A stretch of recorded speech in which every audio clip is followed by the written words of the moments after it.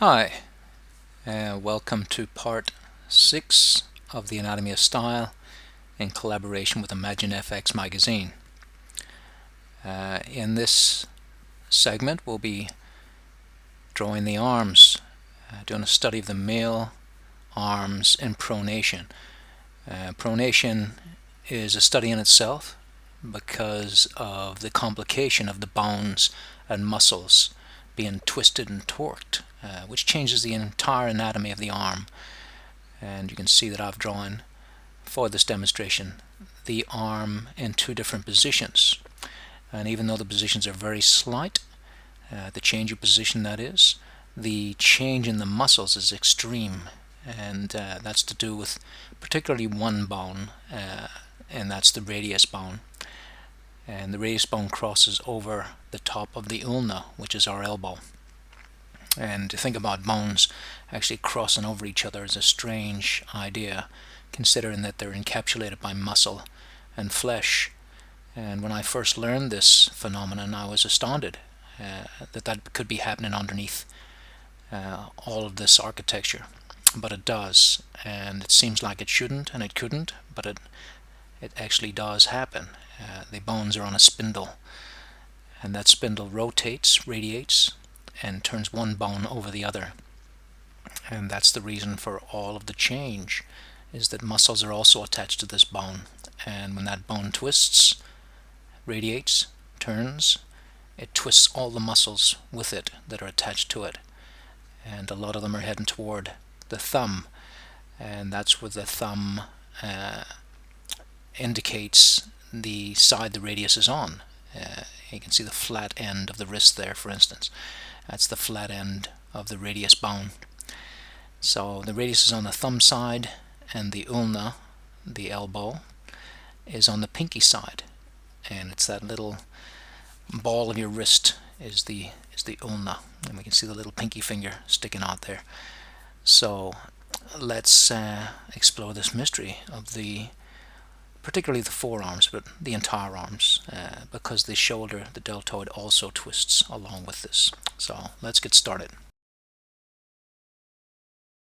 Okay, here I am with my little peel and sketch general soft charcoal pencil, and we're going to be discussing the three hells, and if you've taken any of my workshops or read my book, The Figures from Life, I talk about this as one of my main philosophies and how to deal with it. And it took me a long time to work out the pitfalls of drawing and why some drawings look stiff while others look fluid. And it's because of these hells. If you fall into them, your drawings can look either floppy or too stiff. So what I like to start with is gesture, because I want to avoid the pitfall of structure hell. If we start too structurally, one box on another box, one tube on another tube, and all those connections, we tend to end up with a stiff drawing because we're not looking at the overall rhythm of motion in the figure. And the arms have a lot of motion, as does the entire figure. So I start with gesture, and you saw me run across the entire arm there, trying to feel the entirety of it as a fluid motion, and that's me in gesture heaven. And they're only hells if you get stuck in them. We can be in gesture hell too, where everything's too floppy, we're not thinking about the structure. So here I'm thinking of both, and that's our life's work, how to get both of these things to synchronize. And so when I'm thinking of the arm, I'm thinking of the entire arm. I'm thinking about how it's bigger at the top and gradually becomes a smaller, thinner tube at the bottom. But I'm also thinking of that hinge in the center where the ulna and the radius of the forearms meet the humerus of the upper arm, and how they connect and how they move in synchronicity and become a fluid thing in motion, a hydraulic system. If you ever see those big diggers on the building site and the arm comes out and lifts up with a claw, you can see how that's all been built off the idea of human anatomy. So you saw me there starting to put the structure of the tricep on the left and the bicep on the right as a twin idea, and the triceps up high and the biceps straightened out low here in this position, because the arm is becoming a straighter thing. So as far as measurements are concerned, I see a lot of advice, and Bern Hogarth calls the arm 3 3/4 lengths, and I think of it as 3 1/3.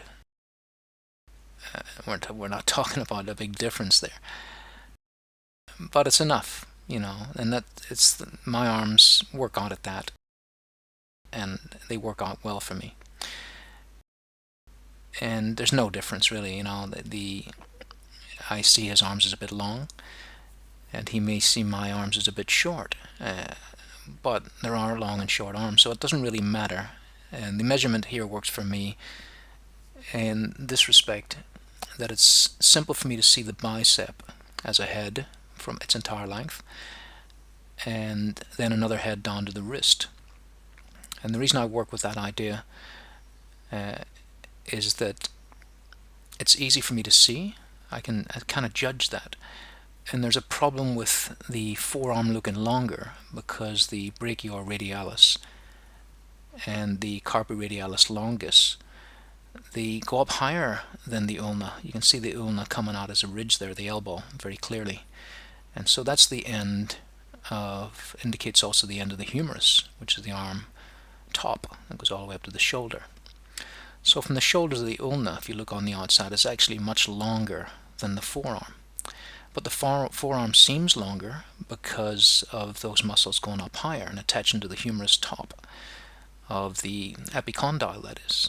And the epicondyle is a big ball end of the humerus, where all those muscles are all attaching to on the side of it. And also when you add the hand at the bottom, which is 2/3 of the head, my idea of how long this is, and also 2/3 of the head above the bicep for the rest of the deltoid, and that's what gives us those 4/3, which means 1 head and 1/3 extra. So 3 1/3 heads for me, as far as the entire length of the arm plus the hand is considered. I've even put the Bern Hogarth in there by accident, 3/4. So that stuff's hard to let go. So 2/3 at the top, 2/3 at the bottom, and a head in the middle there, bicep down to the ulna, and then the ulna down to the top of the wrist. Now the wrist is not the end of your forearm. It's actually, you can see, imagine a sleeve of a tight sort of elasticated sleeve, and you can understand where the wrist is. It's the carpals before the hand, and it's important to understand that because our hand doesn't bend at the end of the forearm, it bends after that. There's 7 carpals in there, little bones that work in union to articulate the hand. Sounds like a pivot on the end of this hydraulic system. So a lot to learn here, and you can see right away just from that short discussion just how difficult it is to understand the arm.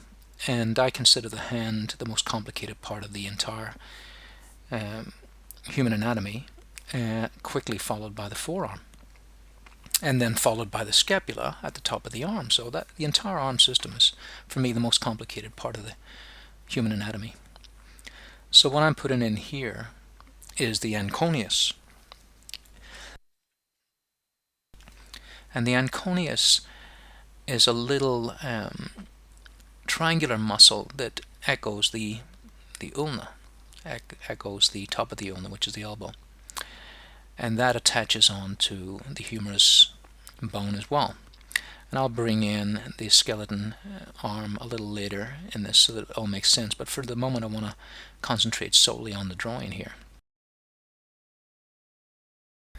So here I'm going to start really getting into the mechanics of this, but as I've stated already, I want to really understand that this is, although it's a study, I never want to let go of my disciplines. When I move from a study to a drawing, I don't want to treat this as just a structural idea and then start drawing the figure in a different way, thinking about gesture again.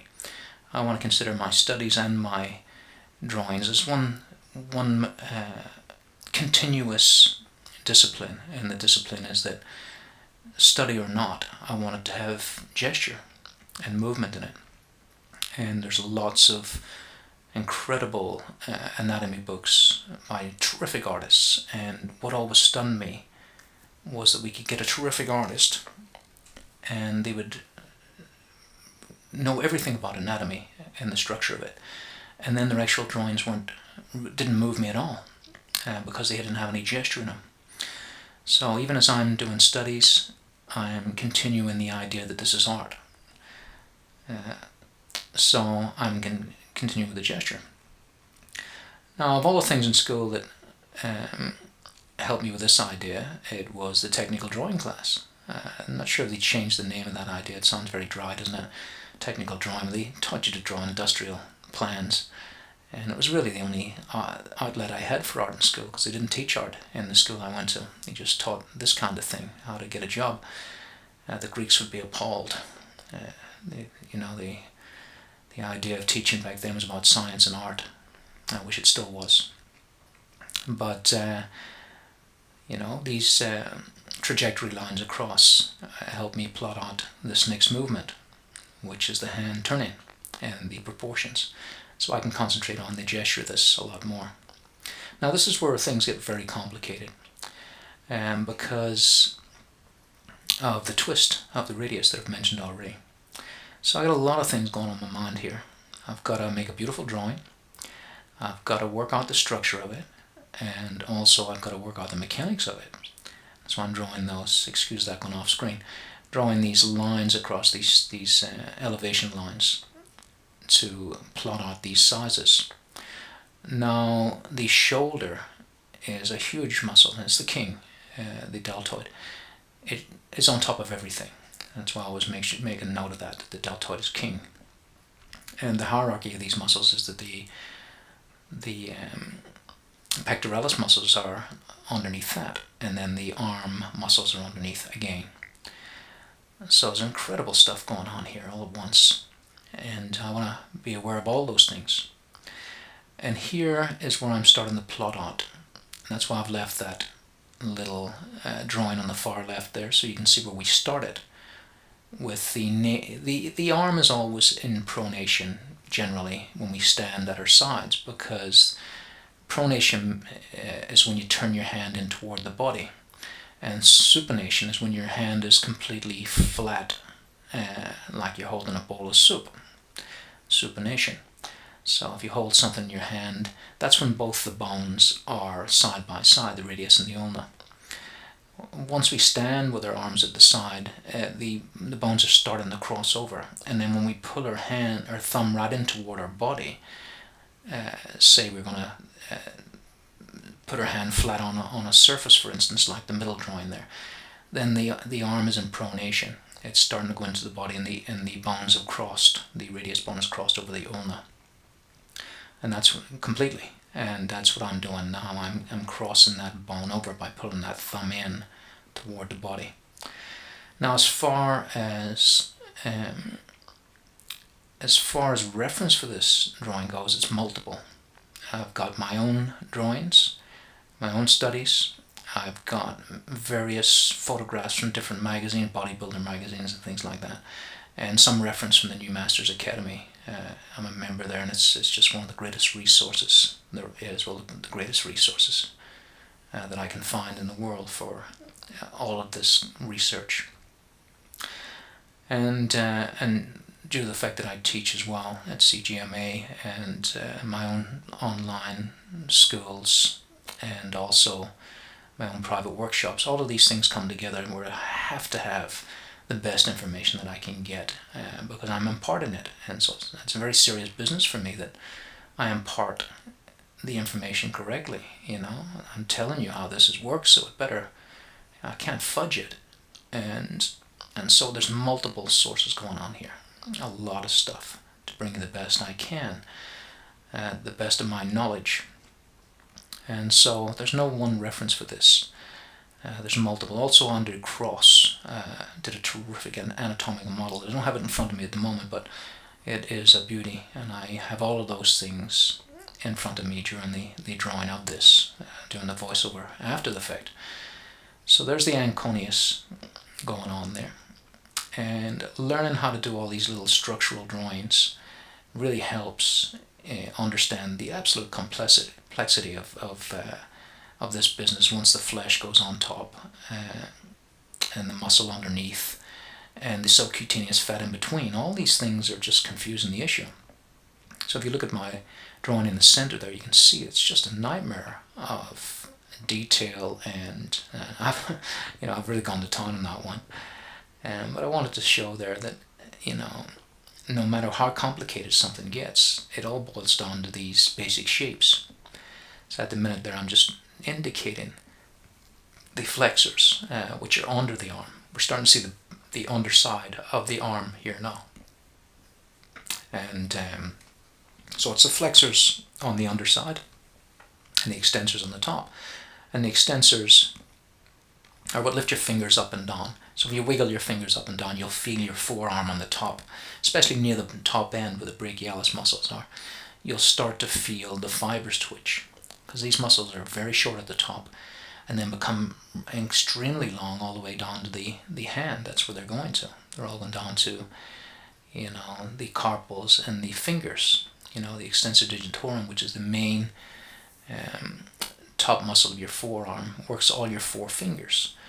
And your three fingers, and the little finger has its own tendon and muscle.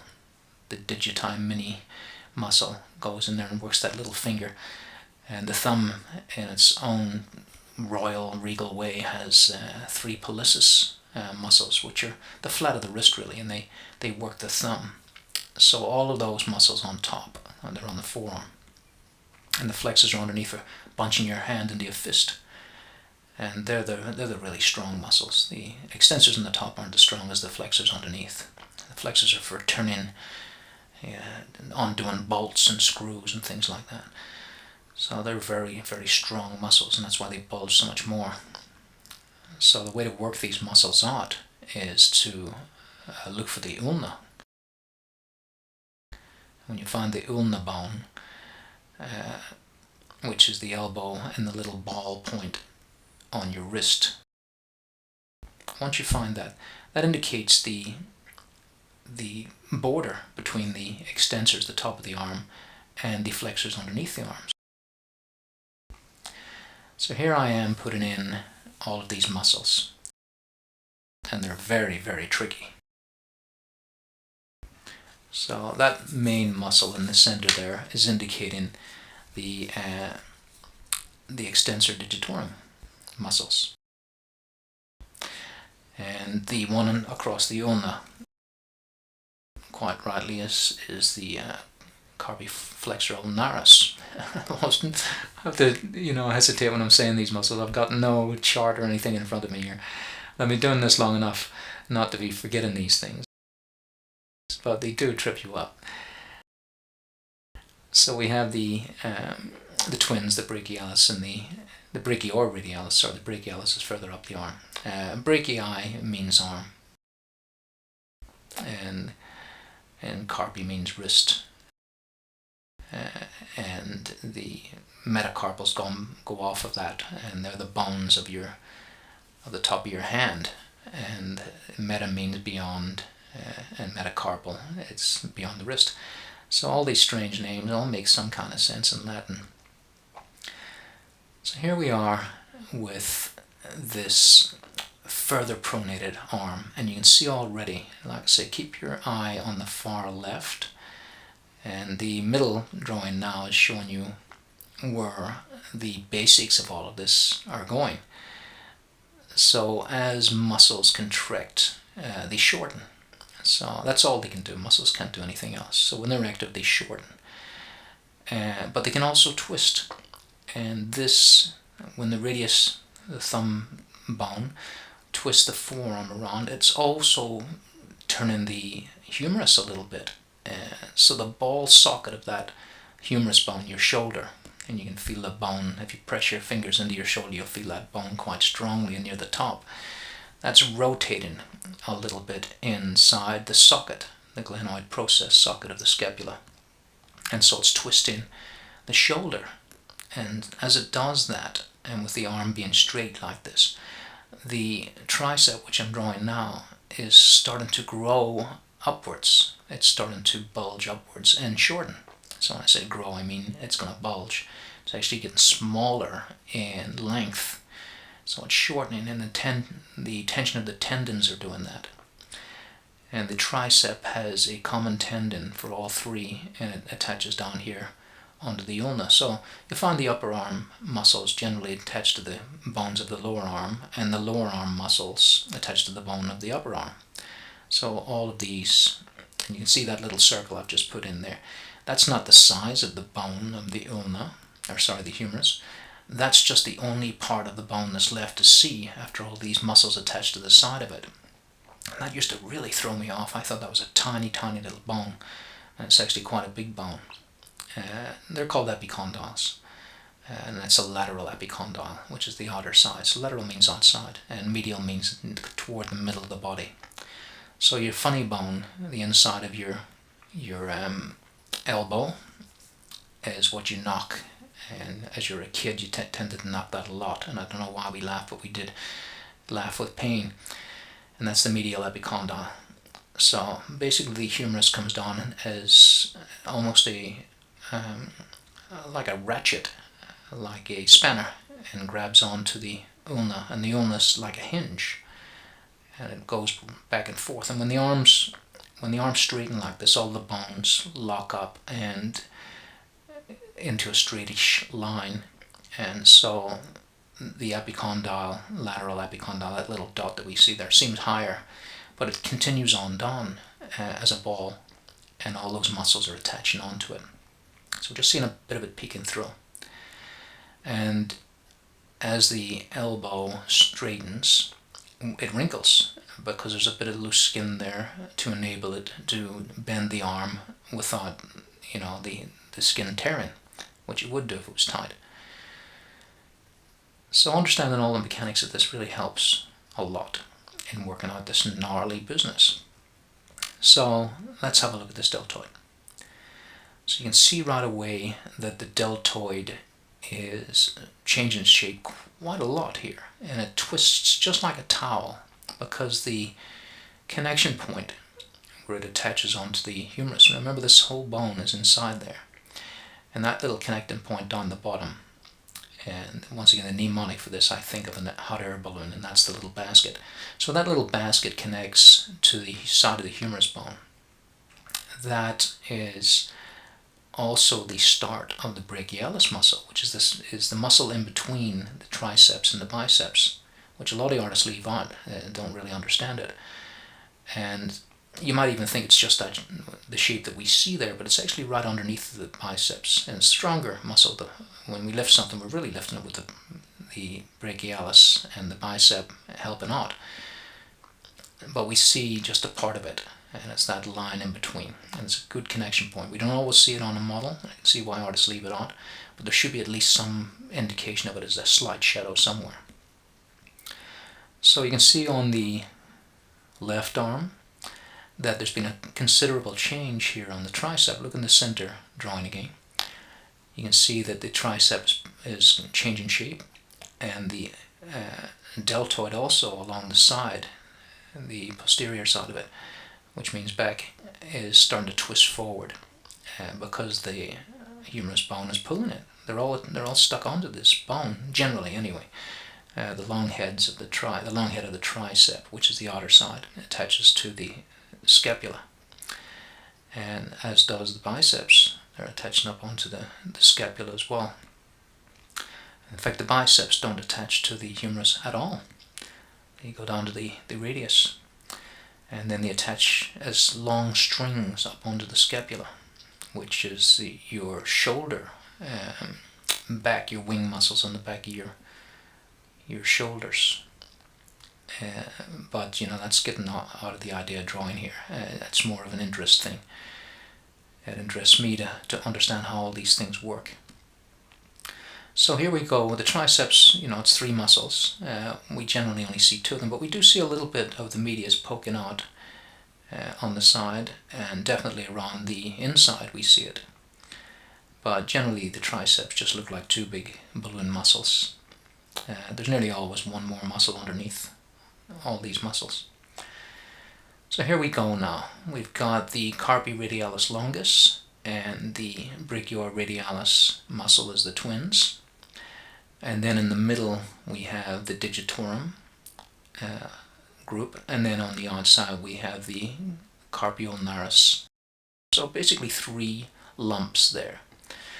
But in between those lumps we have smaller muscles, usually they're called brevis muscles, smaller, brief muscles. And they help with the striations, but best to keep in mind the bigger picture as always. And think about this, once again, like a twisted towel. These guys are attaching onto that humerus bone at the top, and as the radius twists around on a pivot, on a little spindle underneath that ulna bone, they're on little spools, and in fact, strangely, they almost look like spools that you put thread on. They really are very strange. Look like they've been engineered in a factory. And as that little pivot turns, it pulls all of those muscles in that twisted towel fashion. So once again, look in the center drawing, and you can see the change there as we turn the arm around.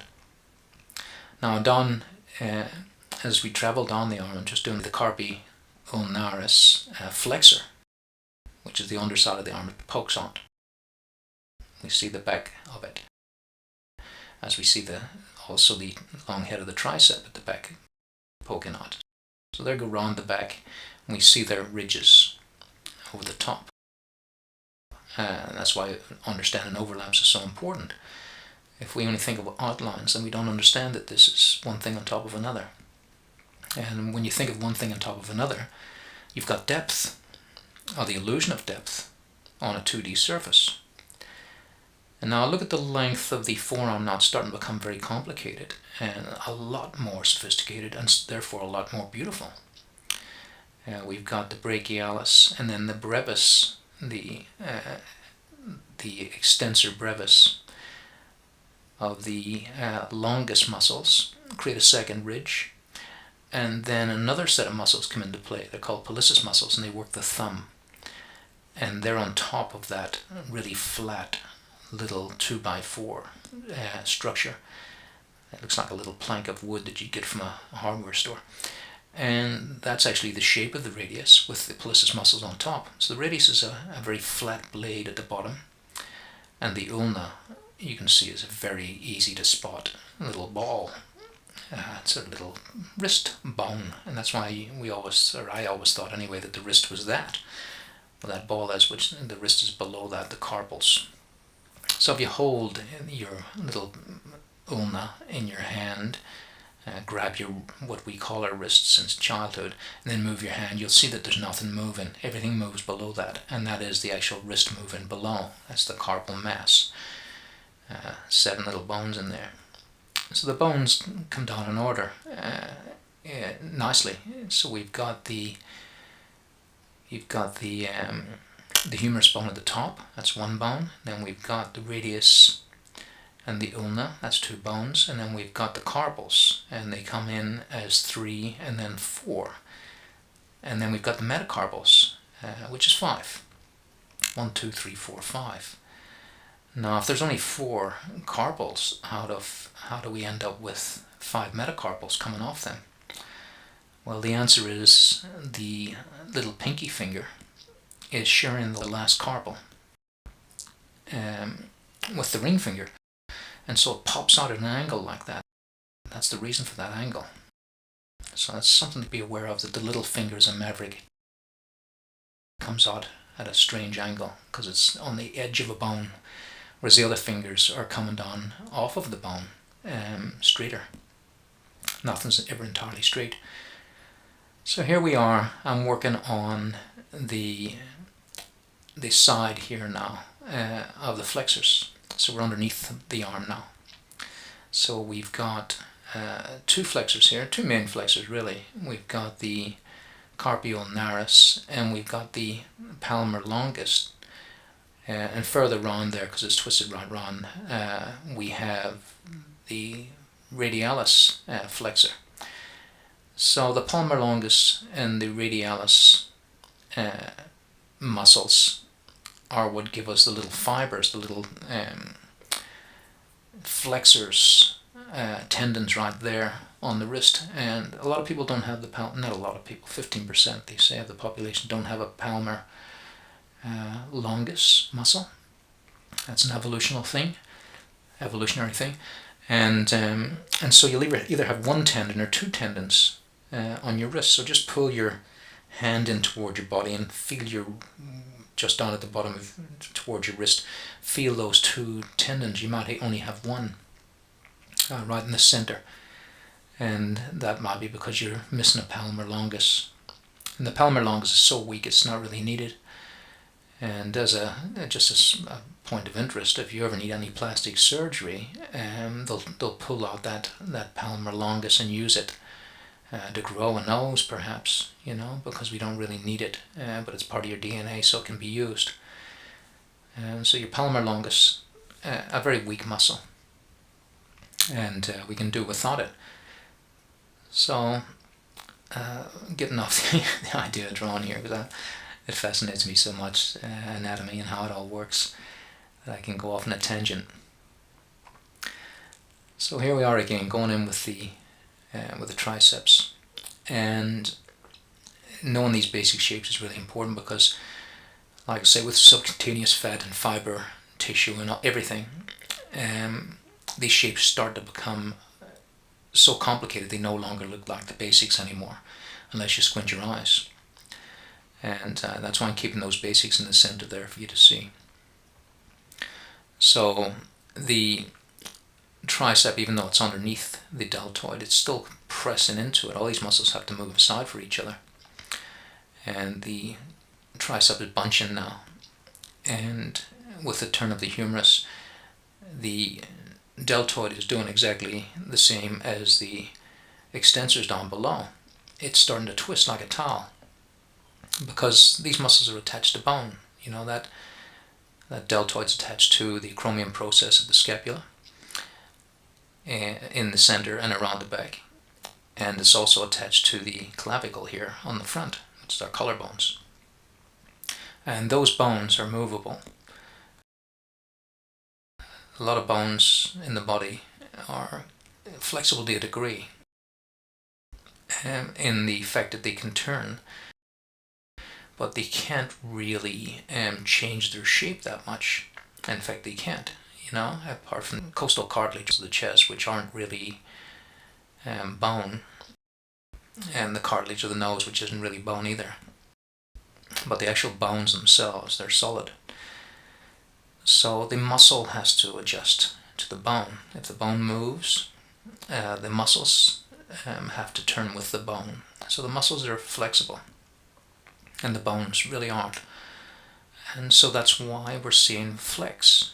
It's obvious, we flex our muscles. So there's that little epicondyle lateral of the humerus at the bottom. So the bones usually are big at one end and smaller at the other end. So the humerus bone at the top, the ball of our shoulder, is very big, and then it becomes smaller down at the bottom. It's not that small though. The part we see there is just peeking through. And the ulna is big at the elbow and then small at the wrist.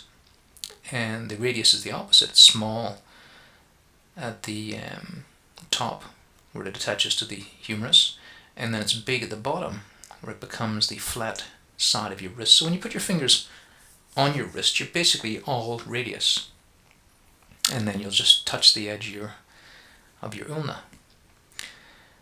So very big. The radius is the king of the forearm, and the elbow is the hinge. So the elbow, the ulna, comes into play when we hinge our arms.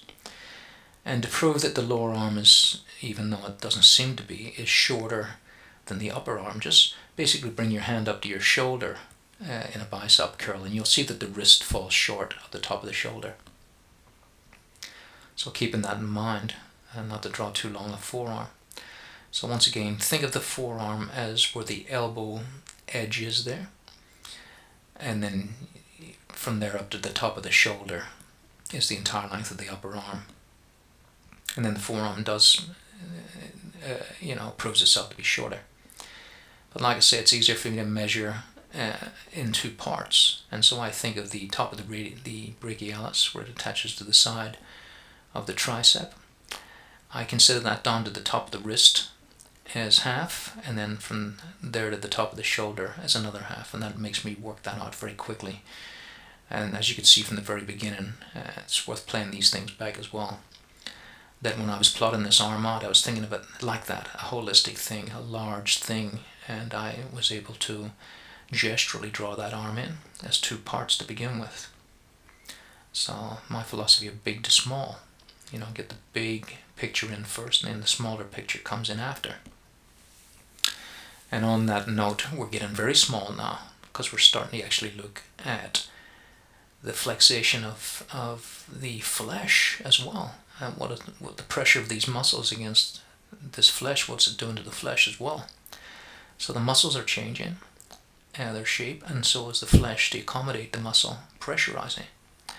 So the creases we see in the underarm there are due to the turn of the arm, and also the pressure of the deltoid against the pectoralis chest muscles.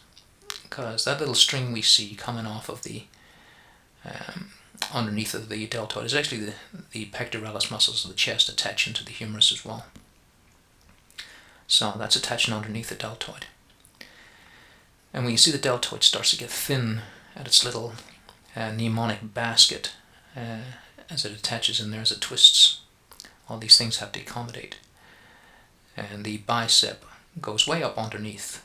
So when I think of the bicep, you can see the little line I've drawn across there to measure a head. The bicep's going underneath that deltoid. It doesn't finish there. These things aren't just right next to each other. Some are underneath, and the biceps underneath, they attach way up as a string onto the scapula, like I've said before. And biceps, there's two of them. So there's two strings, one going up onto the scapula, and the other one going inside to attach lower down on the scapula. So there's a lot of stuff going on. Coracoid process is where the smaller bicep goes. So the longer head is the one further toward the back as we go around the arm, and then the long head of the bicep is further around the back too.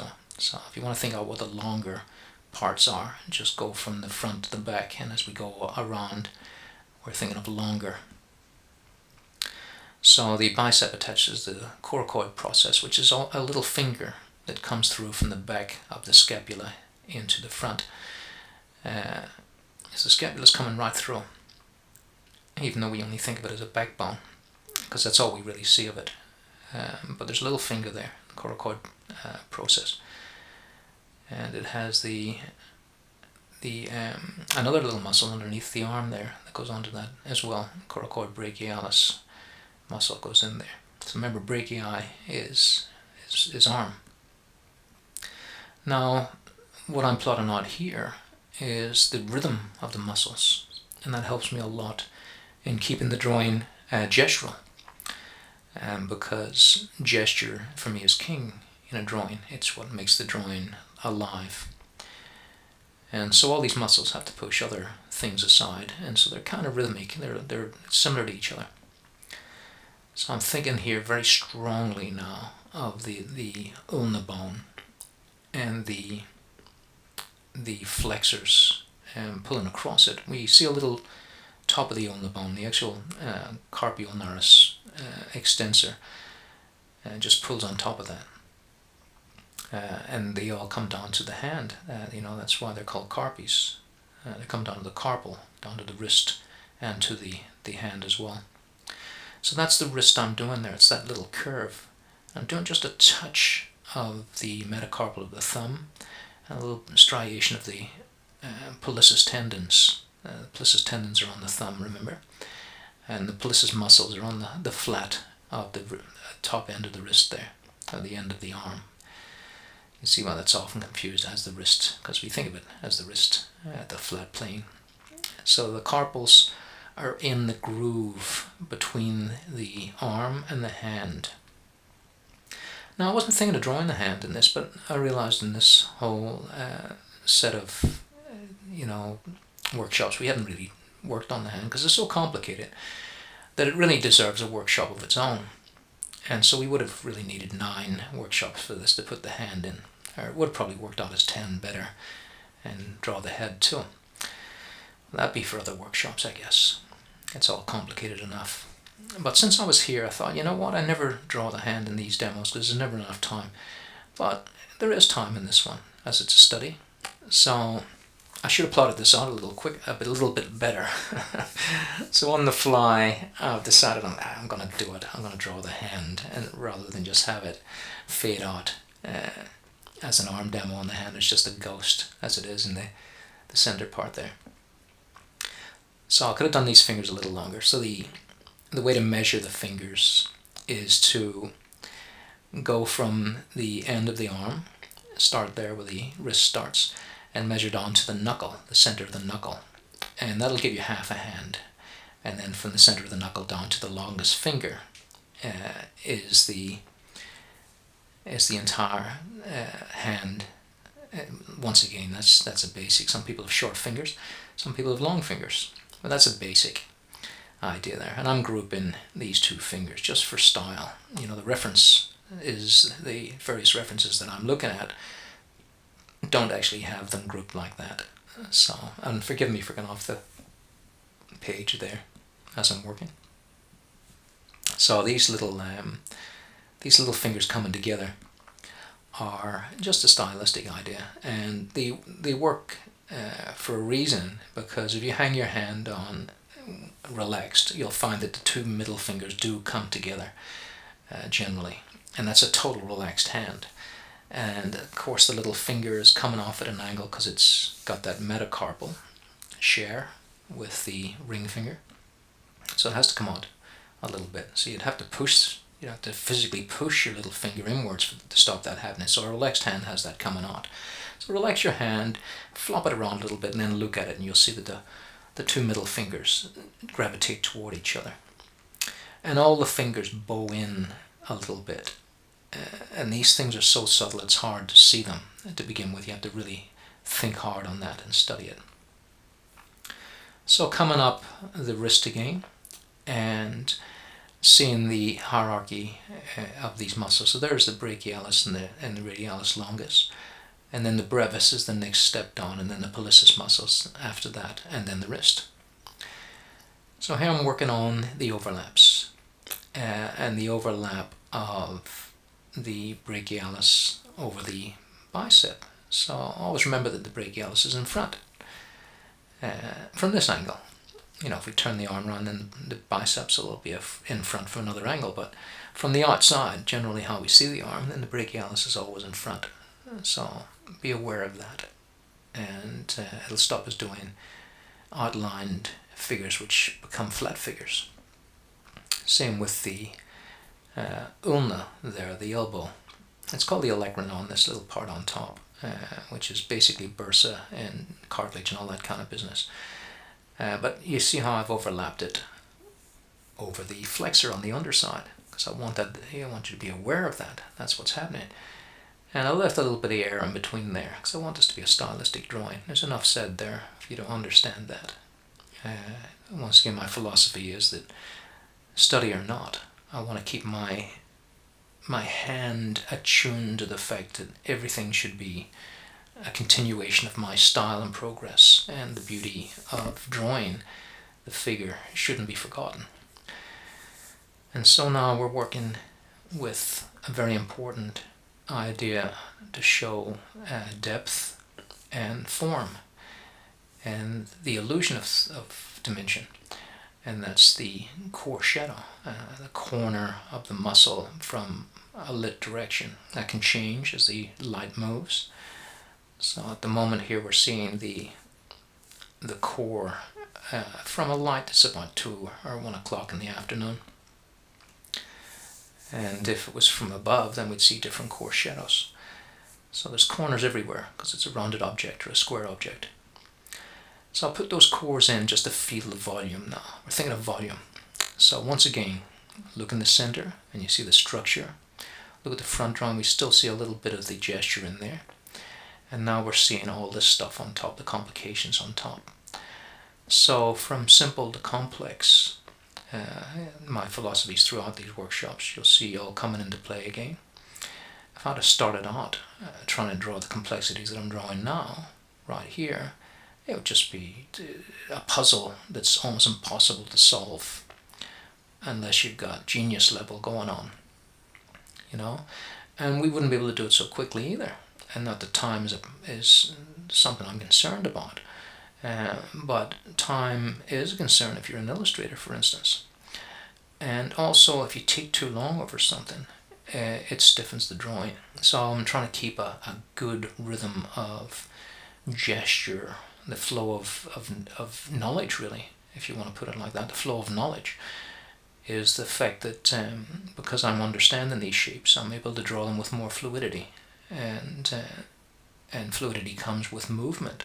So we're moving slowly, then we're moving chunkily and clunkily, and we want to take that chunk and clunk and put it away, you know. And the way to do that is to draw often and draw gesturally often. And so we understand this stuff so well that we go, okay, there's that shape and there's this shape, because we can't be gestural with something we don't understand. If we're thinking structure, then we're not thinking gesture anymore. So we understand the structure so well that we can become gestural on top is the idea. And you'll hear me say that a lot. So here, you know, I find the gestures in the smallest places. You know, that gesture of the deltoid and the pectoralis interacting with each other is a beautiful little moment there. And there's gesture in the bones, the gesture of the clavicle there. So this little triangle that I've just drawn, there's a very important landmark. That's called the infraclavicular fossa. I know that's a mouthful, but a fossa is basically a hollow. And that little hollow we'll find in the inside of the arm as well, and other places. So that infraclavicular fossa is where the deltoid attaches to the first third of the clavicle, and where the pectoralis attaches to the third heading toward the sternum of the rib cage, and that leaves us a little gap in the middle for these muscles to interact without crushing each other, because the arm has a huge range of motion, as you know. You know, we can pull it right across to the, you know, under her neck and behind her back and across her chest and round underneath our back. We can bring that arm and turn it all over the place. And so we need some give in there, and that little faucet does it for us. So here we are. As we go over the drawing many times, we start to see the complexities and start to get in smaller. And I'm reiterating the idea of form shadow or core shadow, whatever one. They're both the same, mean the same thing.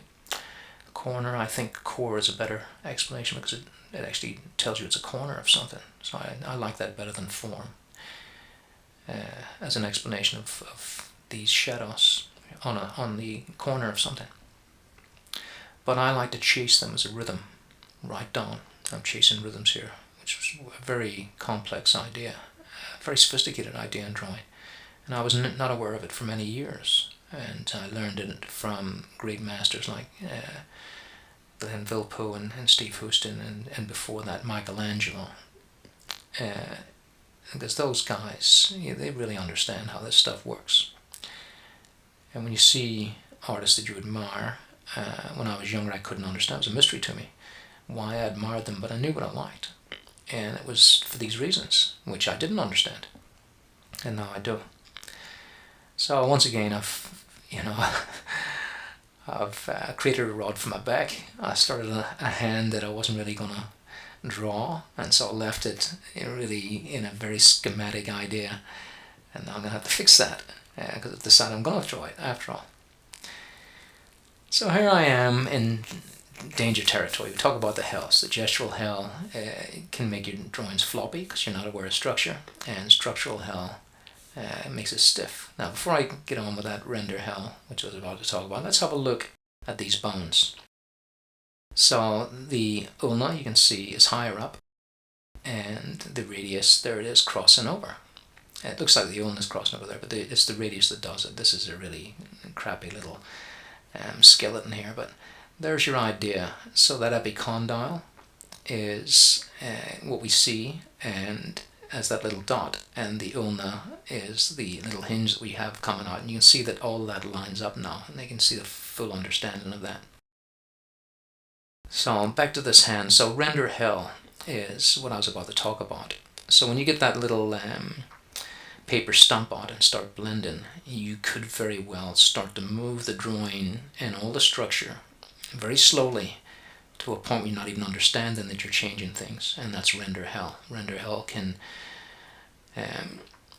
it's the worst hell, because as you render you start to lose the holistic idea because you're working in parts.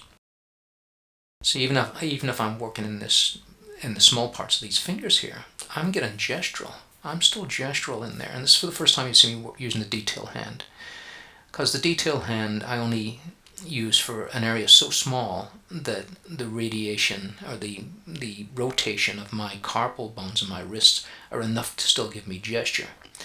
And when there's not enough movement there, then I'm in structural hell because I've stopped being gestural. So I'm turning the pencil a little bit under as I get into the bigger parts, and then back up again into the writing grip for the smaller stuff. So I'm always thinking gesture. I'm thinking, how can I gesturally draw these small things? And that comes from knowledge as well. Like every bone in the phalanges of the finger here. So the bones of the finger are called the phalanges. And the knuckles are where they meet. So there's 3 of them. And so they butt against each other. And where those knuckles are, and another thing to remember is the knuckles aren't, they're not straight across. They're ranged so that if you put your fingers together you can see that your knuckles are in different positions so that you can carry water in your hand. If the knuckles are all together, then there'd be gaps. So be aware of that first of all. And these knuckles, they become wide at that point, and they get less wide as you get down because the knuckles get smaller. And as we get down to the fingertips, the end of the last bone is a very thin bone. It's a very pointed, like a pencil end almost, a little thicker. And that bone means that the finger is gradually, even though you might not see it to start with, it's gradually getting thinner as we go down. And so I bulge the finger at every knuckle, and less so down toward the fingertip. And also the nail of the finger comes out wide. It doesn't go in thin with the idea of the bone being thin. So a lot to think about there as you're drawing. Now the thumb only has 2 phalanges and 1 big metacarpal, but you can just still think of that as 3 units. And the thumb also comes off at an angle too. So if that's not enough, then you got these veins on top. And how do you place them? Well, not everybody's veins are the same, but they're in this kind of same order because every vein is heading down to 1 finger each, near enough. And so I always think of that, and the veins trying to traverse around the side of a knuckle. So I try and draw these things with all of that in mind, these hands, so that they're no longer the terrible mystery that they used to be. And we're not seeing the because it's a relaxed hand, we're not seeing the extensors work, the tendons of the extensors that are coming down to these fingers. So we don't get that dynamic that you get if you pull your fingers upwards. You'll start to feel all those metacarpals and start to see them, but they're less visible here. So veins are what's giving me some dynamics. That's why I'm working on those veins, to give it interest. So here we are, and we're getting I could finish, say the drawing's done now. There's enough information there. But since this is a study, I'm looking at various references, mostly a couple of photos from the New Masters Academy. And but I'm looking at bodybuilders as well. Now, I don't like to study the bodybuilders for an arm, because everything's just too out of whack. There's too much bulge, too much thickness going on. I prefer a leaner model. That's why I'll often just use myself as a model, because there's actually, the muscle hierarchy makes more sense on a normal person. And it's more what we're used to seeing. And so this Anconius, for instance, is very, very pointed there. I can get lost on a bodybuilder, and we don't see so much of it because everything's bulging around it. So you can see all the fibers here as a rhythm.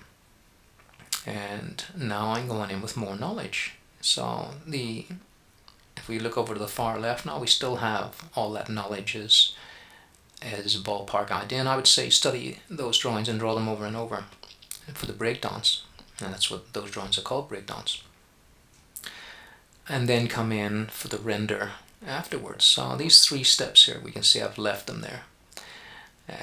And they're very, very important to get to this point, because this is where you would be in terrible render hell if you didn't have all that structure underneath. And you'd be in gesture hell if you didn't have the structural knowledge. Everything would be wobbly, and you'd run out of room for one thing and fudge another thing on top. Some muscles would get bigger than the others because you're concentrating on them too much, and then you'd leave not enough room for the next one. And then you start, fudging out something else, and before you know it, the whole thing falls apart. So we need both. We need the gesture, and we need the structure before we have any render. So we need to avoid render hell like the plague.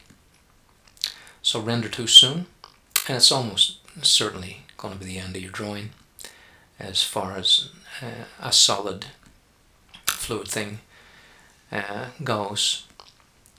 And so we're render now, finally, because we're trying to stay out of that hell. We're in render heaven.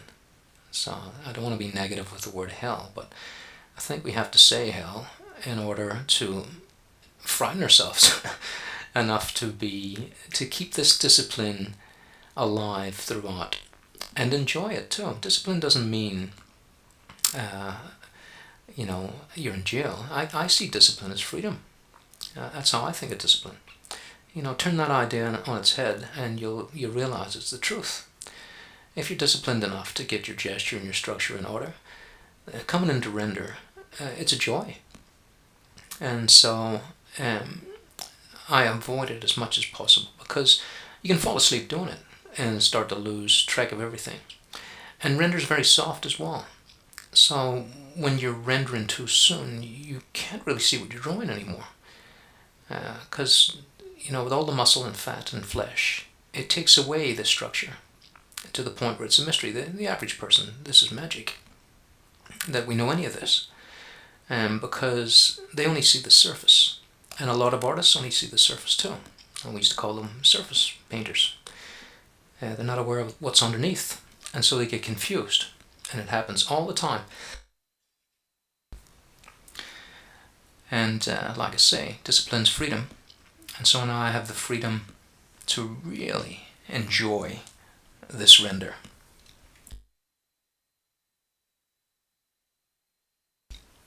So just coming in there with a little bit of